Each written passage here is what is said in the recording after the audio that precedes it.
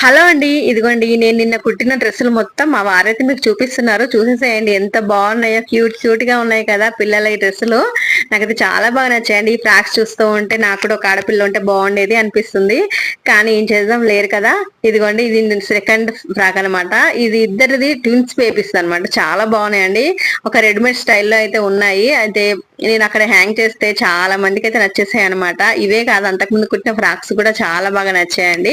నేను ఏది కుట్టినా కూడా పర్ఫెక్ట్ గా కుడతానండి. నా గురించి నేను చెప్పడం అని కాదు, కానీ కుట్టింది మనం మంచిగా నీట్ గా కుట్టాలనేది నా ఫీలింగ్. ఇదిగోండి ఇది ఇంకొక సారీ ఇచ్చారనమాట కస్టమర్. ఆ సారీతో కుట్టాను. దీనిపైన కోట్ కూడా కుట్టాను. మీకు చూపిద్దాం అనుకున్నాను, కుదరలేదండి. తర్వాత వీలైతే కుడతాను, అంటే కుట్టింది చూపిస్తాను. దీనికి బెల్ట్ కూడా కుట్టేశాను.